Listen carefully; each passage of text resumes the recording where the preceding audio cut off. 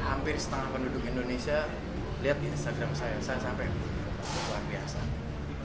Saya nggak nyangka sampai segini intensi dari 2 konten yang udah saya naikkan, tapi dari 2 konten yang sudah saya naikkan, dari segi bahasa, dari segi psikolog, itu ternyata jadi pusat perhatian 150 juta orang. Saya khawatirnya malah jadi makin ricu. Ya sudah, kalian sudah mengerti, sudah harus bisa menyikapi seperti apa. Saya tidak menggunakan saya tidak mengupload yang part 3, part 4. Kayaknya kata siap itu udah dimulai dari kemarin deh mas. 150 juta orang menghujat saya, tapi juga tidak semuanya. Perlu diketahui tidak semuanya. Di balik itu banyak orang yang mendukung tapi tidak berani vokal. Dia menyikapinya yaudah yang penting anak gue berjaga.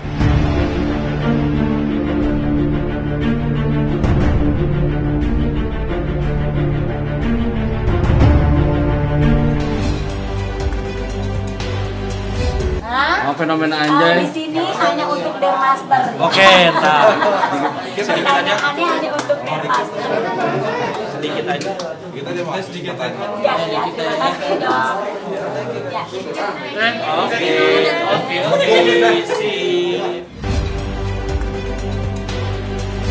Sampai detik ini tidak ada kata putus di antara hubungan saya. Cuman kita sama-sama meredam di sosial media.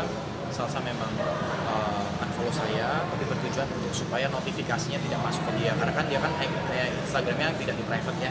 Gitu. Overall kita masih komunikasi di balik ini semua.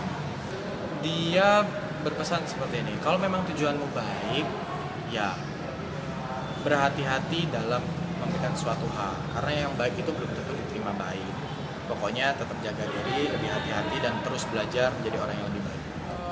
Di sisi lain dia menerima tujuan baik gue, di sisi lain dia kaget juga ikutnya seperti ini gitu. Karena gue juga nggak nyangka 150 juta orang lihat di Instagram gue nggak nyangka, gue nggak tahu gue tuh siapa kok bisa jadi dilihat sebanyak ini gitu loh. Kalau emang kecuali ya gue adalah seorang pencuri, gue adalah seorang narapidana, atau maaf gue seorang teroris, mungkin gue akan malu di situ, bangga dilihat orang tapi hal yang buruk. Tapi yang gue lakukan adalah berusaha memberikan sebuah wawasan dan mengkritisi di suatu hal yang positif. Bertujuan apa sih untuk kalian bisa menerima suatu hal yang positif atau tidak, atau negatif, dan bisa menggunakan di tempat yang tepat. Langkah lu juga nggak sih mungkin? Sempet gini, tapi bukan menghentikan ya. Yang coba kamu pikirin lagi deh. Coba pikirin lagi. Ya oke, aku sudah pikirkan. Tujuan aku ini kok. Oh yaudah, kalau kamu sudah mikirin, ya hati-hati. Pesannya itu aja. Apa? Oke, ketakutannya Salsa adalah saya itu dulunya tidak pernah dilihat orang. Ya mungkin dilihat, tapi tidak sebanyak ini notisnya sampai trafficnya seperti ini. Dan ditakutin saya tidak siap. Nanti malah kepleset, nanti malah blunder, atau melakukan hal yang jauh lebih buruk lagi. Gitu. Pesannya adalah hati-hati di sini. Oh, kalau orang mau bilang maaf ya, A yang bak Y itu, gue tidak melarang sampai sejauh ini. Gue tidak melarang, tapi gue bermohon untuk menggunakan di waktu yang tepat, di keadaan yang tepat. Udah itu aja. Jadi dia pun mau ngomong ya nggak ada masalah. Silakan gitu. Kebebasan berpendapat sih. Mendukung atau Sejauh ini belum sih, belum membuka komunikasi apapun sih, tapi gue minta maaf kalau mungkin ada early damage atau early impact ya kepada mereka, karena gue juga menyayangkan kenapa netizen hal ini dikaitkan sama yang lain gitu. Gue mohon sih kalau ada sebuah kondisi seperti ini janganlah dihubung-hubungin ke orang kanan kiri seperti itu. Kalau mau ke saya kapanpun saya siap kok. Isdalia atau Devano? Oh pasti. Saya pasti akan menjelaskan ini semuanya ke keluarga ataupun ke orang-orang sekitar saya. Tapi tunggulah, kondisinya masih hot banget nih. Takutnya mereka juga menganggapnya juga malah nanti tidak sesuai apa yang saya inginkan gitu. Biar saya pengen meredam ini dulu. Justru malah kemarin saya sudah membuat klarifikasi di YouTube. Kalau saya minta maaf apabila ini bisa berpotensi menimbulkan gesekan-gesekan karena ada pro dan kontra dan impactnya sebesar ini, saya minta maaf karena tujuan saya bukan untuk memecah belahkan bangsa. Tujuan saya adalah memberikan wawasan kepada bangsa ini supaya generasi kita selanjutnya jauh lebih baik dari generasi saat ini. saja itu adalah bentuk kekerasan dan pidana. Jadi kalau istilah anjay itu mengandung unsur kekerasan, maka itu adalah pidana. Hati-hati, siapapun yang melakukan, apakah anak-anak maupun orang dewasa. Karena Undang-Undang Perlindungan Anak, setiap orang yang melakukan kekerasan dalam bentuk verbal adalah dapat dipidana. Hati-hati, ini menggunakan itu. Tidak sederhana gitu. Dari polemik yang terjadi sekarang, pro kontra menggunakan istilah anjay, Komnas Perlindungan Anak menghimbau kepada masyarakat Indonesia, jangan gunakan kata anjay, stop, sekarang juga. Tetapi hanya melototin, hanya ucapan, pakai istilah anjay, tapi merendahkan martabat, itu sudah kekerasan. Apalagi misalnya itu disosialisasi seolah-olah itu hal biasa, nggak bisa.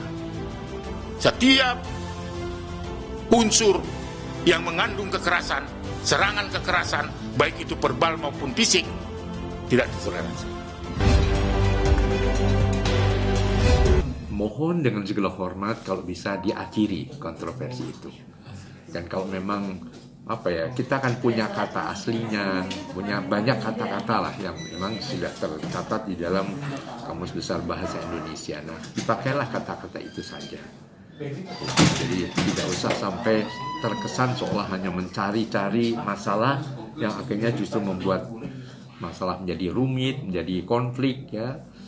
Sementara kita sedang menghadapi masalah COVID-19 ini yang cukup memprihatinkan kita semua, korbannya cukup banyak. Nah, marilah kita fokus dengan tetap mempererat persaudaraan, persahabatan, merapatkan barisan untuk sama-sama mengatasi berbagai masalah COVID-19 ini. Ya, sebetulnya kan kata itu kata baru ya, kata baru dari kreativitas sementara kelompok yang kemudian sering disebut sebagai bahasa gaul. Ya. Mungkin kata baru itu artinya tidak ada di Kamus Bahasa Indonesia. Ya. Jadi dalam hal ini apa saja bisa menjadi kata baru, tergantung bagaimana interpretasi masing-masing kelompok dan konteksnya digunakan untuk apa.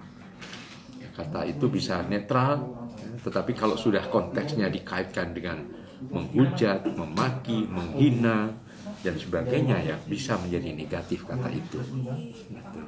Iya, ya makanya. Jadi karena itu mengarah ke nama seekor hewan yang sering dipakai sebagai cara untuk memaki yang memang bisa menjadi berkonotasi negatif.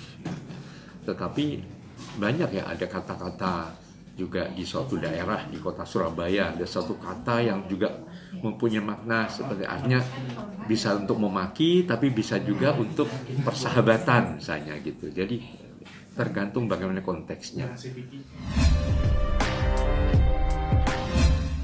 Iya, artinya tidak usah melebar kemana-mana lah gitu. Jadi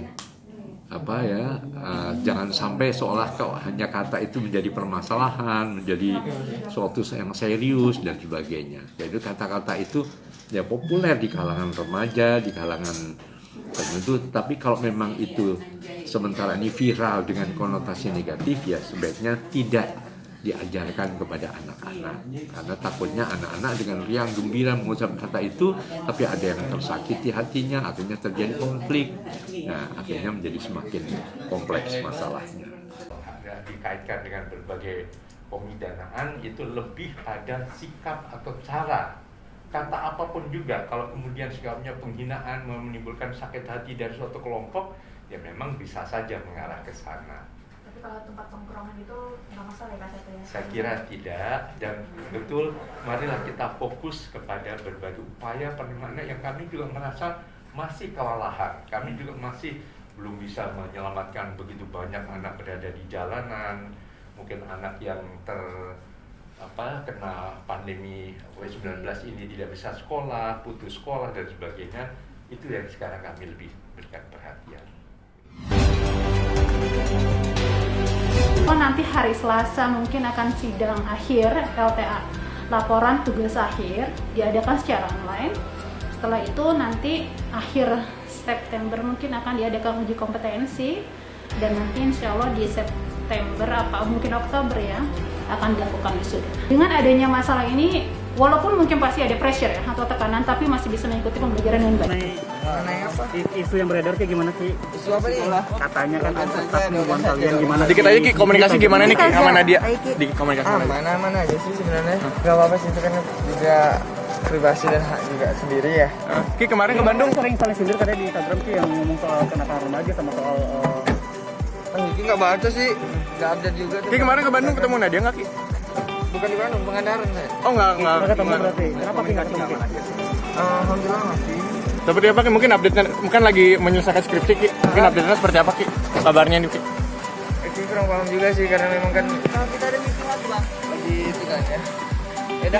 Kemarin ketemu Nadia kenapa Ki ke Pangandaran Ki kalian? Ya kenapa tuh Ki? Udah ditanyakan nggak belum Ki? Mengenai lepas cincin Ki? Tidak sih. Ntar ada waktunya. Doain aja yang terbaik ya.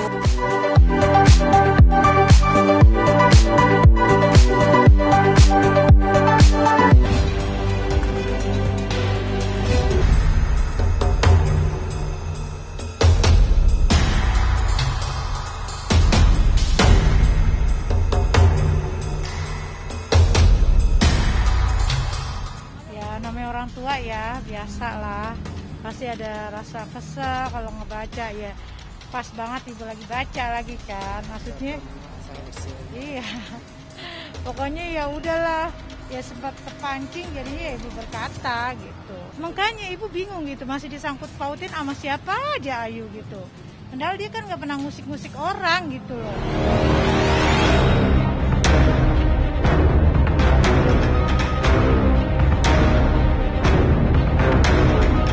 Terlalu banyak terlaluan yang nyakitin anak ibu sih ya. Memang Ayu diam, tapi kan kalau orang tua itu ada rasa dongkol, ada rasa kesel gitu kan. Tapi ya insya Allah ibu masih bisa ngejaga lah ya gitu. Semuanya apapun disangkut pautinnya sama Ayu. Acara apa bawa-bawa Ayu mulu. Itu yang buat ibu kok nggak bisa gitu ya. Berdiri sendiri. Nggak bisa ya tanpa bawa-bawa anak saya gitu loh. Bukannya sombong ya, tapi ya Allah apalagi gitu loh. Emang Ayu musik-musik mereka gitu doang, maksud ibu itu doang sih. Namanya orang tua kan beda ya, anak kita ngebanting tulang buat anak dan keluarga gitu. Tapi selalu disangkut pautin apa-apa aja gitu. Senang-senang aja sih, emang gak ada masalah. Saya udah puyeng sama kerjaan kali ya, jadi ya udah biasa aja.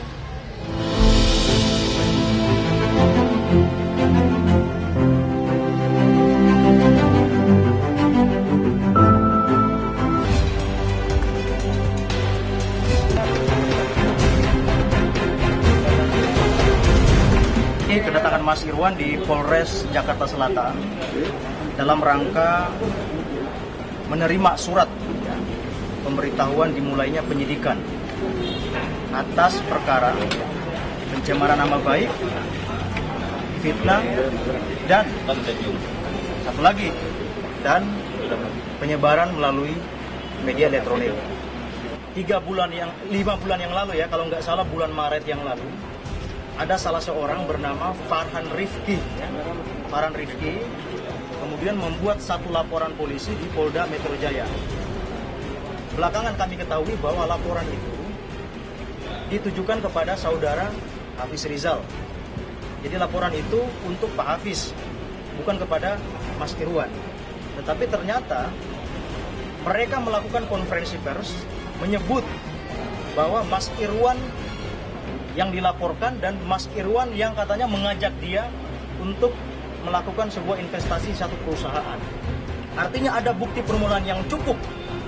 Ada bukti permulaan yang cukup terkait dengan laporan Mas Irwan. Yang nantinya tinggal dicari siapa tersangkanya. Tapi karena yang kita laporkan satu ya sudah pasti. Sudah pasti patut diduga orang tersebutlah pelaku. Namanya Farhan Rifki. Ancaman hukumannya ini 4 tahun penjara. Oh ya, ini kan masalah-masalah. Balik lagi ya, saya bakal bilang ini masalah perusahaan, internal perusahaan. Kenapa sih harus respon? Mudah-mudahan sih dengan ini menjadi buat pelajaran buat kita semua juga ya.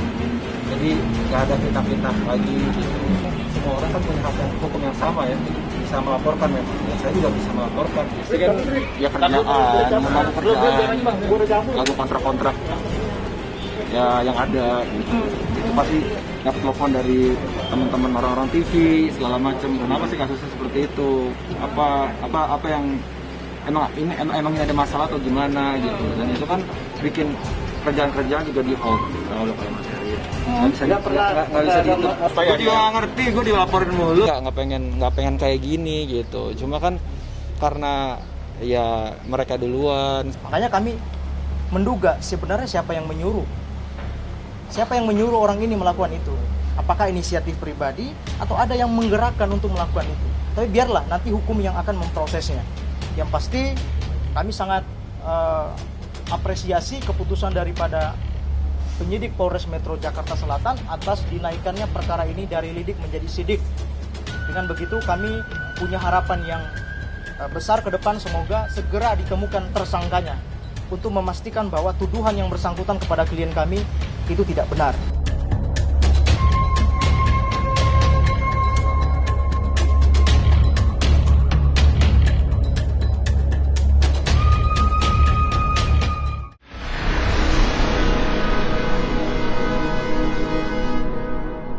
Jadi jangan lupa untuk subscribe Cumi Cumi. Ditekan ya tombol lonceng merahnya.